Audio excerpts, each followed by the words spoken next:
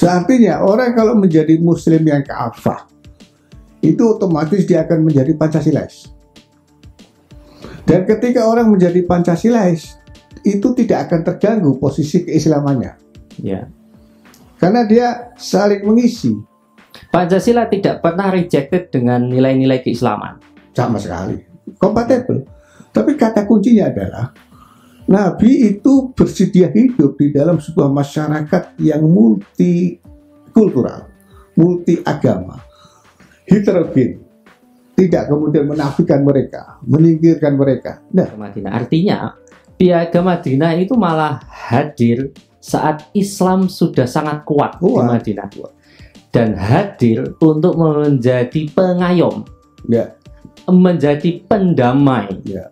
Karena banyak suku yang saling berperang, perbedaan menjadi semakin menajam, dan Nabi Muhammad hadir untuk menyatukan.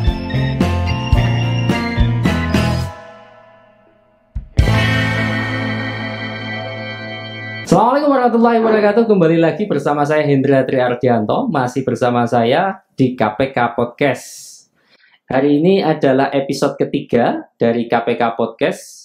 Saya masih ditemani oleh pengasuh Pondok Pesantren Kebangsaan, Dr. Kiai Haji Muhammad Adnan MA, dan kita hari ini membicarakan sebuah topik, yakni Pancasila, keislaman, dan keindonesiaan. Selamat siang Pak Adnan. Selamat siang, Assalamualaikum Mas Hendra. Waalaikumsalam warahmatullahi wabarakatuh.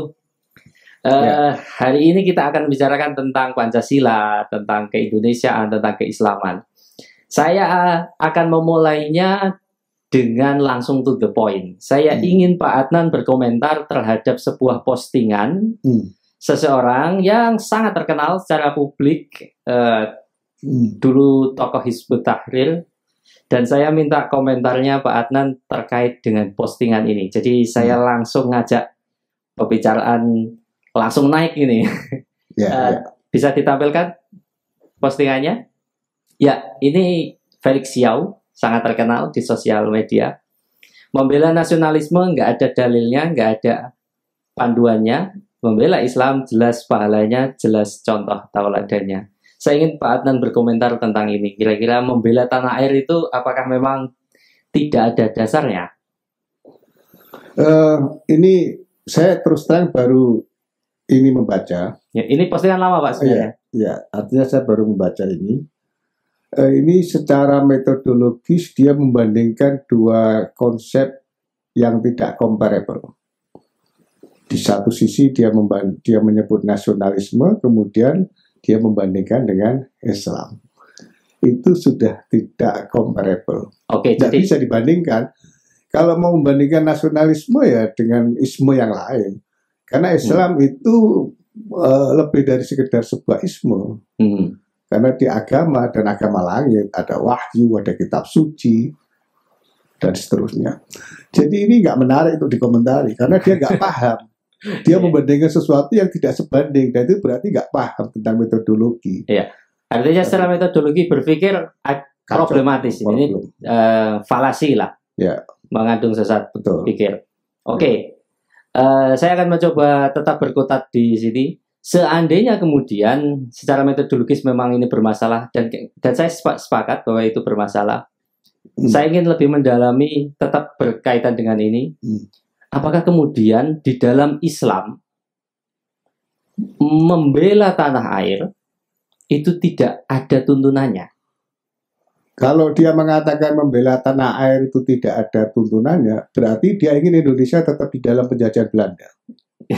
Ini lebih parah lagi. Ya, karena apa? Karena kalau dia sepakat dengan itu, berarti dia tetap Indonesia dijajah oleh negara lain.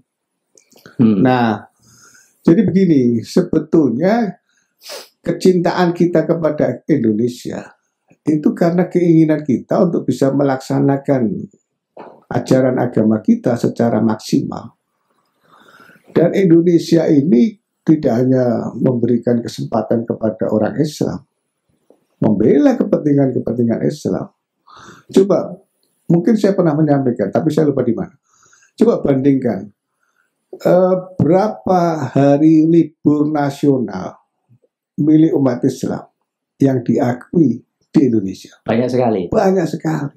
Ya, paling banyak kalau. Ya, karena ada nasionalisme, karena ada cinta tanah air, kemudian kita bisa memiliki pemerintahan sendiri, negara yang berdaulat sendiri, sehingga kepentingan-kepentingan umat Islam bisa terpenuhi.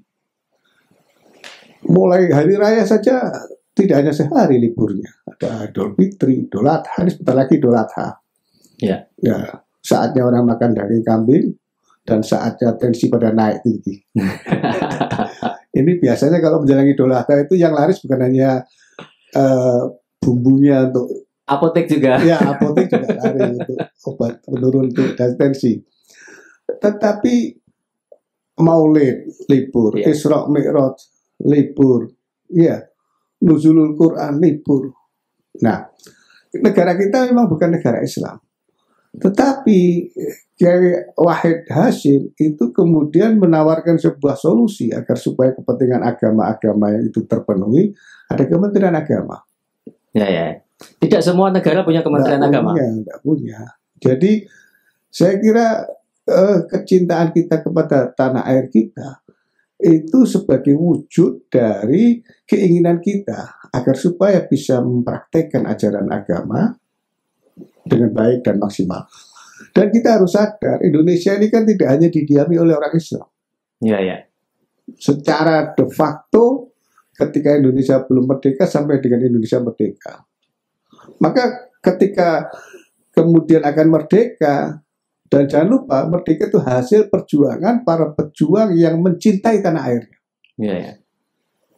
Nah, kalau dia tidak suka dengan nasionalisme, itu berarti dia nggak suka Indonesia merdeka. Ya. Dan terus Hasyim Asy'ari juga menelurkan resolusi jihad. Resolusi jihad.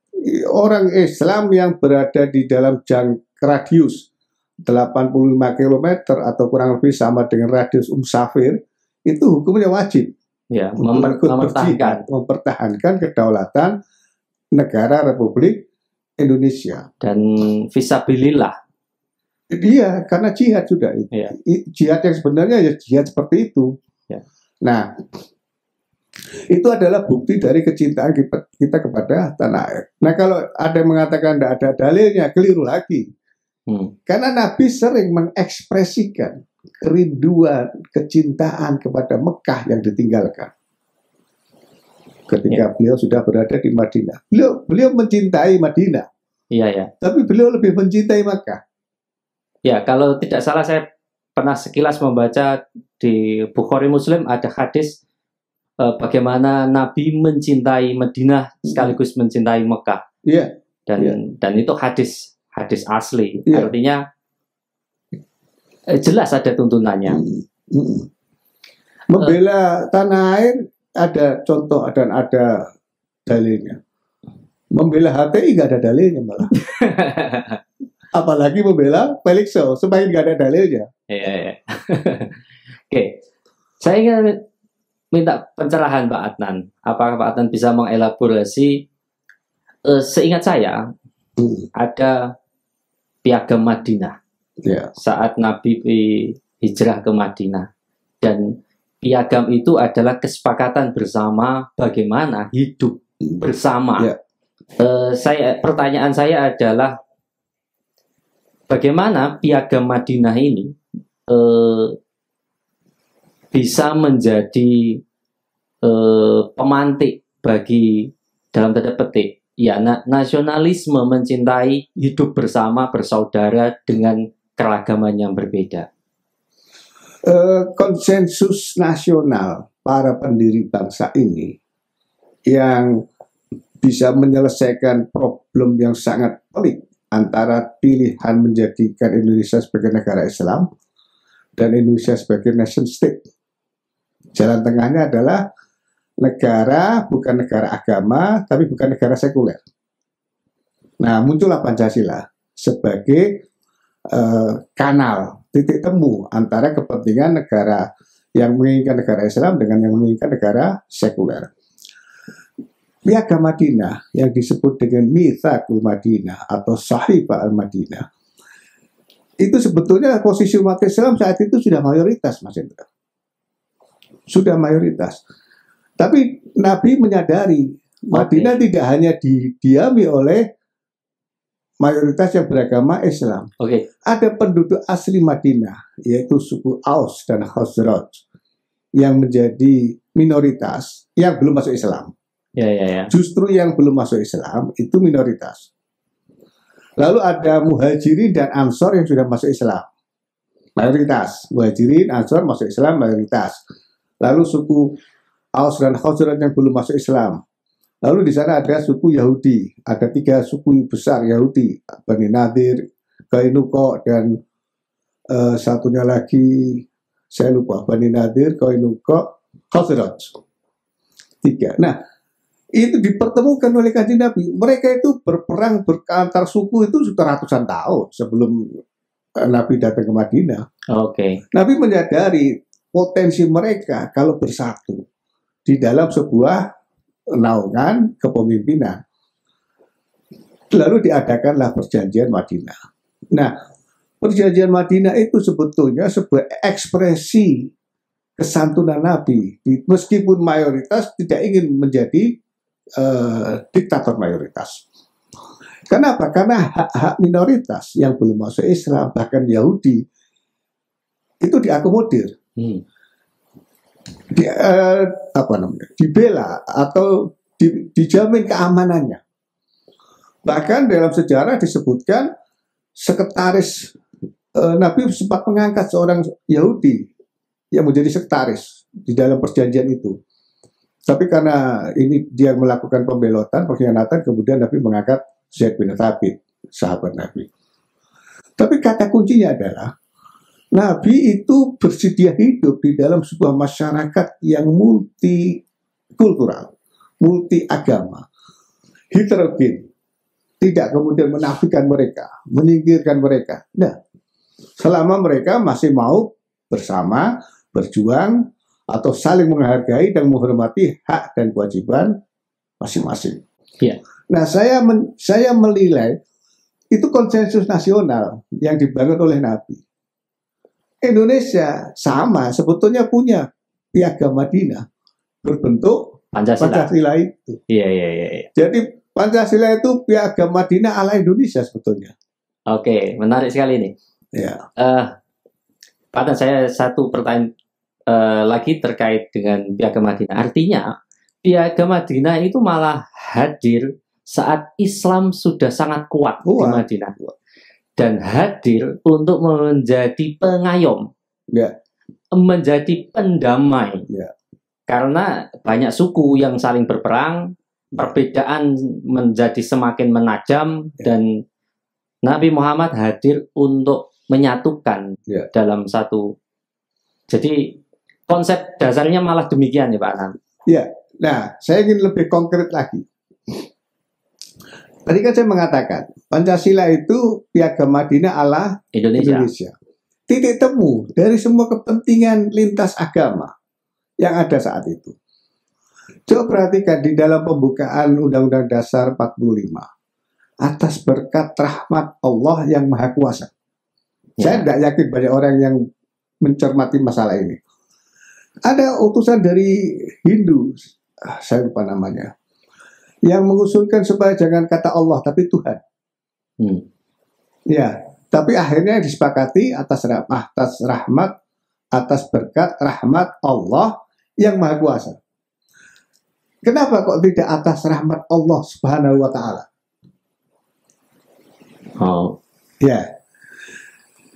Itu kalau umat Islam mau bisa saja sebetulnya. Sekalian atas berkat rahmat Allah Subhanahu wa Ta'ala. Kata Tuhan dipakai, kata Allah tetap dipakai, tetapi di belakangnya yang Maha Kuasa, bukan Subhanahu wa Ta'ala. Daripada atas berkat rahmat Tuhan Subhanahu wa Ta'ala. Iya kan? Kan bisa saja begitu. Nah, substansinya adalah, pesannya adalah sebetulnya saling menerima dan memberi. Iya, iya. Take and give. Titik temu. Ketemu di dalam rumusan sila pertama dari Pancasila dan rumusan-rumusan yang lain. Iya, iya. Artinya memang dasar negara kita, baik ideologi Pancasila maupun Undang-Undang Dasar itu banyak sekali dipengaruhi oleh spirit-spirit Islami. Tidak hanya itu, sampai kepada bahasa pun diserap dari bahasa Arab. Iya, iya, iya, betul. Coba perhatikan sila kelima atau sila keempat, kerakyatan. Ro'iyah. Bahasa Arab. Bahasa Arab. Yang dipimpin oleh hikmat. Bahasa Arab lagi. Al-hikmah. Iya. Kebijaksanaan dalam permusyawaratan. Bahasa Arab lagi. Ya. Perwakilan. Bahasa Arab lagi. Ya, tapi itu kan sudah menjadi milik bangsa Indonesia. Betul. Ya. Saya teringat juga memang Konstitusi Amerika Serikat itu juga sejarahnya mirip juga. Ada dua buku di Konstitusi Amerika Serikat yang paling berpengaruh. Yang pertama itu Babel, yang kedua adalah The Rule of Law punyanya Montesquieu. Sama di Indonesia juga karena mayoritas para pendiri bangsa kita adalah umat Muslim, jadi ya wajar saja. Nah, saya ada satu pertanyaan yang menggelitik. Saya nggak tahu ini menggelitik atau mengenaskan. Beberapa sempat muncul video orang yang tidak mau ikut upacara, tidak mau ikut bendera, bahkan mengatakan kira-kira tonnya adalah mengatakan Pancasila itu produk kafir, Pancasila itu ideologi para togut. Nah, ini bagaimana kita meluruskan? Pertanyaan saya simpel. Ketika saya membaca Pancasila, hampir dari sila 1 sampai dengan 5 itu sangat Islami. Walaupun kemudian teman-teman orang-orang yang berideologi sosialis liberalis juga bisa memberikan tafsirnya. Tapi sejauh pemahaman saya, 5 sila sekalipun itu mewarnai ajaran-ajaran Islam. Sila 1 itu kan Qul huwallahu ahad. Dan seterusnya. Pertanyaan saya, komentar Pak Adnan, orang yang menganggap Pancasila itu produk kafir, seperti apa? Begini, yang merumuskan Pancasila dan yang kemudian memutuskan itu mayoritas malah orang-orang beragama Islam. Oke. Nah, berarti kalau itu dianggap produk orang kafir, dia mengkafirkan orang Islam. Dan orang yang mengkafirkan orang Islam, dia punya potensi dia menjadi kafir malah. Ya, satu itu. Yang kedua, rumusan-rumusan yang ada mulai dari sila pertama dan sila kelima itu bisa dikembalikan kepada nilai-nilai luhur yang ada di dalam Islam. Artinya orang kalau menjadi Muslim yang kafah itu otomatis dia akan menjadi Pancasilais. Dan ketika orang menjadi Pancasilais, itu tidak akan terganggu posisi keislamannya. Ya. Karena dia saling mengisi. Pancasila tidak pernah rejected dengan nilai-nilai keislaman. Sama sekali. Kompatibel. Jadi orang yang Pancasilais itu tidak akan terkurangi keislamannya. Karena dalam konteks kehidupan berbangsa dan bernegara. Orang yang Muslim yang sempurna, yang lengkap, yang baik, dia akan menjadi Pancasilais. Lebih sempurna. Karena apa? Karena dia dalam konteks vertikal hubungan dengan Tuhannya, dia selesai. Lalu dalam konteks hubungannya dengan bangsa dan negara, selesai. Orang yang membenturkan Islam dan Pancasila, lagi-lagi ini sebuah komparasi yang tidak comparable. Komparasi yang tidak bisa diperbandingkan. Karena Pancasila buatan manusia, Islam buatan ciptaan Tuhan, agama yang diwahyukan oleh Tuhan. Nggak sebanding, nggak bisa dibandingkan, nggak bisa dipaksakan. Itu kan seperti membandingkan malam dan siang. Ya nggak akan ketemu. Tetapi malam dan siang itu saling mengisi. Ya. Karena apa? Karena kita tidak akan mengenal siang kalau kita tidak mendapatkan malam. Kita tidak mengerti ada malam kalau kita tidak pernah berada di waktu siang. Saling mengisi. Ya, tetapi boleh-boleh saja orang yang menolak. Ya, karena apa? Karena dia belum sadar, masih pingsan. Ya, mudah-mudahan segera siuman. Iya, saya menilai hampir seluruh sila itu adalah punya nilai keislaman. Persatuan Indonesia di Al-Quran dijelaskan kita diciptakan bersuku, berbangsa, untuk bersaudara. Ya. Hampir seluruhnya lah keadilan sosial, nggak kurang-kurang ayat Al-Quran itu berkisah tentang bagaimana harus menjadi adil. Makanya ini problematis sekali. Kenapa kemudian kita perlu mengangkat ini, karena ini orang yang memparadoksalkan antara Pancasila dan Islam ini kayaknya sudah mulai keblinger. Yang kedua, hal yang kedua, ini yang saya agak sedikit dalam tanda petik agak sedikit gerah. Seolah-olah negara ini itu diasumsikan itu tauhid tadi, tidak Islami, tidak Islami. Padahal setahu saya para pendiri bangsa kita itu hampir rata-rata adalah tokoh-tokoh yang mengusir penjajah bahkan dengan spirit-spirit keislaman. Salah satu saja misalkan Kiai Wahab Kasbullah. Menurut Van Bruisen itu adalah sosok di balik lahirnya mulai dari Nahdlatul Wathon, Nahdlatul Tujar, Nahdlatul Fikri.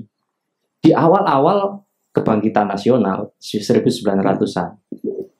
Bagaimana kita meluruskan pemikiran-pemikiran orang-orang yang ini entah dapat pemahaman dari mana bahwa negara ini tuh tidak Islami. Negara ini tuh harus malah Islam itu merujuknya nggak tahu, mungkin di Timur Tengah sana seolah-olah Indonesia itu tidak mencerminkan sebuah tata negara yang Islami sehingga harus segera direduksi, bahkan mau diganti dengan ide-ide transnasional. Saya ingin Pak Adnan berkomentar bagaimana keblingernya orang-orang ini dalam tanda petik juga tidak menghargai sejarah para pendiri bangsa yang itu juga umat Muslim. Ya. Negara ini bukan negara Islam. Ya, karena negara ini bukan negara Islam, maka kemudian dicap sebagai negara kafir, tauhid. Tapi begini, ketika kita mengatakan itu atau orang itu mengatakan seperti itu, kan dia harus bisa menunjukkan, memperlihatkan kepada kita indikatornya apa. Kalau negara ini negara tauhid, bisa nggak menunjukkan indikatornya? Nah, bagi saya sederhana. Kalau dia tidak merasa ini bukan negara Islam, bisa pindah keluar dari Indonesia. Saya siap burunan keluar rumah. Dia mau pindah. Nanti pindah jadi foreign army ISIS Pak Walan. Maka nggak usah kembali lagi. Cari negara yang menurut dia sangat Islami dan seterusnya dan seterusnya. Itu selesai. Daripada dia merasa nggak nyaman, resah, muring-muring terus, ya marah-marah terus, emosi terus, lebih baik pindah. Kalau kita hidup di dalam sebuah kampung, semua orang di kampung itu senang tukaran setiap hari, ya kan lebih baik pindah kita. Daripada kita bertahan di situ, tetapi hati kita jengkel terus, kemudian tersiksa lah perasaan itu. Sama dalam konteks bernegara, udah tinggal di Indonesia tapi seperti tadi saya katakan, tidak ada negara yang melayani kepentingan dan kebutuhan umat Islam seperti Indonesia. Bahkan di Timur Tengah sekalipun. Iya, meskipun di Timur Tengah. Jadi apa? Karena coba ini kan sekarang bulan haji. Bagaimana pemerintah kita itu melayani jamaah haji? Makanya bukan negara Islam. Yang penting itu substansinya, bukan pada formalisme nama dari negara itu atau bentuk dari negara itu. Bagi saya substansinya. Kenapa? Karena kembali lagi ke konsensus nasional. Dan di sana mayoritas yang merumuskan itu orang Islam. Nah, kalau kita ingin membongkar, berarti kita ingin merombak konsensus nasional itu. Apakah tidak boleh? Boleh, tetapi cara konstitusional. Kalau dengan, saya kira begini, merubah sebuah sistem, itu kan hanya ada dua pilihan. Secara konstitusional atau secara inkonstitusional. Revolusi, kudeta. Ya. Nah, kalau dia tidak mau secara konstitusional, bagaimana kalau konstitusional? Ya masuk di dalam sistem, kemudian sistem itu memberi kesempatan untuk terjadinya perubahan ideologi sekalipun masuk di sana, dia berusaha berjuang, silakan. Tapi kalau dia tidak mau melakukan itu, berarti kan dia punya rencana untuk yang lain. Bahaya itu. Coba nanti kalau ketemu orang-orang yang nggak setuju dengan NKRI, tanya, dengan cara apa Anda mau merubah NKRI menjadi khilafah misalkan? Jalurnya cuma ada dua. Ada dua, ada lain. Anda ikut pemilu. Ada yang ketiga, dia meninggal. Yang berubah dia. Yang berubah dia. Iya. Ikut pemilu atau ya melangsungkan gerakan militer. Iya, dia dirikan partai politik, dia ikut pemilu, dia menangkan, lalu dia kuasai parlemen. Ya kan? 2/3 dia kuasai, 50% plus 1 bisa menghadirkan, dia menang. Dia bisa rubah Pancasila. Ya. Nah, tapi itu kan menjadi pembuktian di dalam sistem demokrasi. Orang atau partai yang punya rencana begitu bisa menang apa enggak? Kalau tidak bisa menang, berarti orang nggak mau mengikuti keinginan dia. Nah, kalau dia tetap saja kepingin merubah, tapi tidak mau masuk dalam sistem, berarti dia mau kudeta kan? Atau paling tidak menyiapkan. Berarti dia mau jalan kekerasan, inkonstitusional. Nah, kalau tidak terus mau apa? Dia gembar-gemborin, capek kan? Iya, iya. Tapi cukup mengkhawatirkan, Pak. Walaupun mereka tidak ikut pemilu, data-data terbaru mengkonfirmasi banyak polisi, TNI, bahkan ASN yang terpapar oleh paham-paham semacam ini. Bahkan saya agak lupa detail datanya, mungkin nanti bisa dicari. Ya. Ada ratusan polisi itu terpapar paham-paham radikal semacam ini. Ya artinya ini karena ideologi, jadi merasuknya. Ya mungkin saja. Mungkin saja. Karena saya mungkin pernah cerita di podcast yang sebelumnya. Strategi utama yang disiapkan itu justru menguasai militer. Ya, karena jalan untuk merebut kekuasaan itu paling mudah melalui kekuatan militer.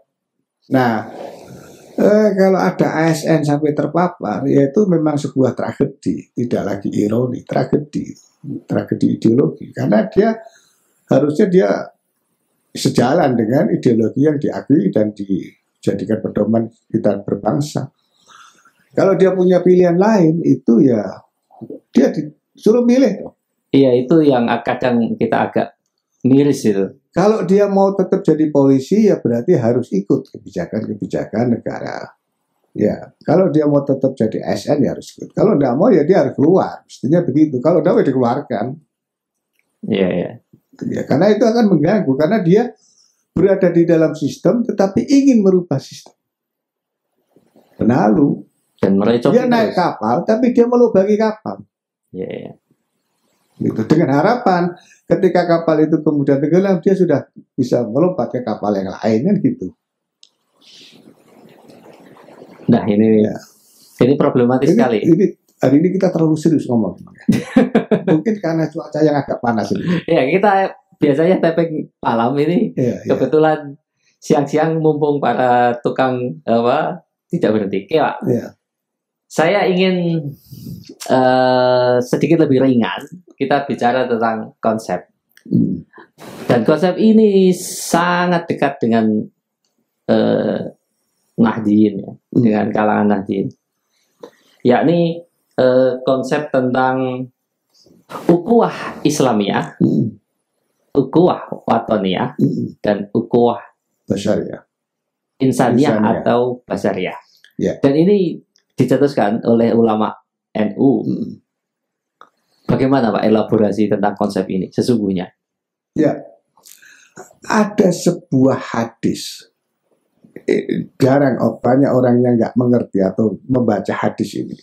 Ada sebuah hadis yang mengatakan tetanggamu itu ada 3. Tetanggamu itu ada 3. 1 karena kerabatmu, 2 karena seagama, 3 karena dia tetangga. Jadi kita misalkan punya sepupu, sama-sama Islam, jadi tetangga kita. Berarti itu satu jenis tetangga yang lengkap. Oke. Tetangga yang pertama yang memiliki 3 koneksi tadi itu. Yang kedua, karena dia adalah kerabatmu dan dia tetanggamu, meskipun tidak seagama. Oke. Yang ketiga, dia bukan kerabatmu, dia tidak seagama denganmu, tapi dia tetap tetanggamu. Tetap tetangga. Ya, meskipun bukan saudara kita dan tidak seagama dengan kita, tetapi itu tetangga kita. Itu tetap tetangga kita. Dan tetangga memiliki hak yang harus kita penuhi. Kita hormati. Kita hormati. Hakul jar, ya ada 6. Kalau meninggal ya kita ngelayat, sakit ya kita besuk, kalau dia miskin ya kita harus bantu, dan seterusnya dan seterusnya. Nah, sebetulnya konsep 3 persaudaraan di dalam NU yang dikembangkan itu sebetulnya mengejawantahkan hadis ini. Karena sebetulnya persaudaraan itu tidak hanya persaudaraan sesama Muslim, tetapi juga persaudaraan sesama anak bangsa. Ya, ya. Yang ketiga, persaudaraan sebagai sesama umat manusia. Ya, artinya ruang perbedaan apapun itu sesungguhnya selalu ada pengait yang kita tetap bisa bersaudara. Yakni umat manusia. Artinya gini, Mas Hendra, kalau dia sesama orang Islam, oh ya pasti saudara kita. Dia bukan Islam, tapi dia bangsa Indonesia, oh ya berarti masih saudara kita. Dia bukan orang Islam, dia bukan orang Indonesia, tapi dia manusia, oh berarti masih saudara. Itu yang disebut dengan ukhuwah insaniyah atau ukhuwah basyariah. Nah, ada perbedaan antara insaniyah dan basyariah, tapi saya kira tidak di sini forumnya untuk membahas itu. Di pengajian nanti kalau malam Sabtu aja. So, artinya ini adalah sebuah bentuk persaudaraan yang lengkap sudah. 3 cabang, satu lagi mungkin. Tapi kasih sayang itu tidak cukup hanya kepada 3 jenis ini, tapi ke alam. Mungkin perlu ditambah 1 persaudaraan ke alam, ramah kepada alam. Saya nggak ngerti apa bahasa Arabnya, apa kuah alamiah atau apa. Ya. Nah, saya kira itu penting. Iya, kalau anak-anak PMI itu kan punya ideologi itu apa? Hablum minallah, hablum minanas, dan hablum min alam. Oh, min alam. Iya. Hablum minal alam gitu. Ya, hablum minal alam. Jadi, iya betul, karena ya memang kita kadang-kadang terlalu tragis, terlalu fokus dalam hubungan hablum minanas. Kadang-kadang ada kerusakan alam, kita cuek saja dan kayak gali kubur gitu. Kalau alam kita rusak ya kita nggak bisa hidup. Lagi-lagi ini pertanyaan yang pernah saya sampaikan di podcast sebelumnya. Podcast 1 mungkin saya mau ulang tapi dengan tone yang berbeda. Tahun depan adalah pemilu 2024. Setiap momen politik, kelompok-kelompok yang memiliki ideologi dalam tanda petik keras, agak-agak radikal, itu selalu cari momen. Pertanyaan saya, apa yang mesti dilakukan, terutama anak-anak muda Nahdliyin, kalangan-kalangan intelektual Nahdliyin, menghadapi potensi friksi tentang isu-isu politisasi agama. Saya kira Pak Adnan kemarin di podcast sebelumnya sudah sangat tajam. Saya sekarang ingin memberi titik tekan apa yang mestinya anak-anak muda Nahdliyin ini yang bisa dilakukan. Jadi begini, ini memang ironi demokrasi. Mestinya demokrasi itu kan hari di mana rakyat menyongsong dengan gembira, karena di sanalah dia akan memiliki kekuatan untuk menentukan siapa yang akan menjadi pemimpin 5 tahun yang akan datang. Hari yang mestinya menjadi hari bersejarah dan itu harus menjadi hari raya itu. Ya, jadi ada Idul Fitri, ada Idul Adha, ada Idul Intikhab, hari pemilihan, itu hari raya harusnya disambut dengan sukacita dan seterusnya. Tapi karena perilaku masyarakat di negara berkembang yang masih butuh waktu untuk belajar menerima kekalahan, belajar untuk melaksanakan proses pemilihan secara damai, tenang, itu masih butuh waktu lama untuk belajar. Mereka merasa, sebagian orang merasa jalan kekerasan akan bisa mencapai arah itu. Padahal menurut saya tidak ada jalan kekerasan yang bisa mendapatkan kemenangan yang abadi atau kemenangan yang baik, yang bertahan. Pasti akan pendek umurnya. Dan lebih banyak yang gagal. Jalan kekerasan yang ditempuh hasilnya bukan kemenangan, hasilnya ya kekerasan itu. Nah, pesan saya kepada anak-anak muda menjelang menghadapi pemilu, jangan ikut di dalam aliran kekerasan itu. Jangan ikut dalam arus kekerasan yang mungkin memang didesain untuk itu terjadi. Mudah-mudahan sih saya keliru. Ya, tapi paling tidak kita waspada, hati-hatilah. Anak-anak muda itu jangan sampai alarut ikut di dalam arus itu. Apalagi berdasarkan informasi yang sengaja diciptakan atau informasi yang sengaja diselewengkan, hoax, kebohongan dan seterusnya. Terima kasih Pak Atan, dan saya sepakat dengan itu. Anak muda boleh memelihara spirit perubahan, tapi hati-hatilah terhadap jalur-jalur yang mengarah kepada potensi-potensi jalur kekerasan. Akan ada banyak hoax di masa depan 2024, akan banyak black campaign yang kita mencoba memusuhi pihak lain, dan semoga anak-anak muda nanti tidak terlarut di dalam arus tersebut. Ngaten ya Pak Atan. Terima kasih Pak Atan. Demikian kira-kira bincang-bincang singkat kita di siang hari ini. Terima kasih telah bersama dengan KPK Podcast, dan kita akan kembali pada obrolan-obrolan yang lebih seru di masa datang. Jangan lupa untuk melakukan subscribe, karena subscribe itu gratis. Semakin banyak subscribe, maka kita juga semakin banyak yang semakin punya motivasi untuk terus memberikan tayangan-tayangan edukasi bersama Pondok Pesantren Kebangsaan. Terima kasih. Assalamualaikum warahmatullahi wabarakatuh. Waalaikumsalam warahmatullahi wabarakatuh.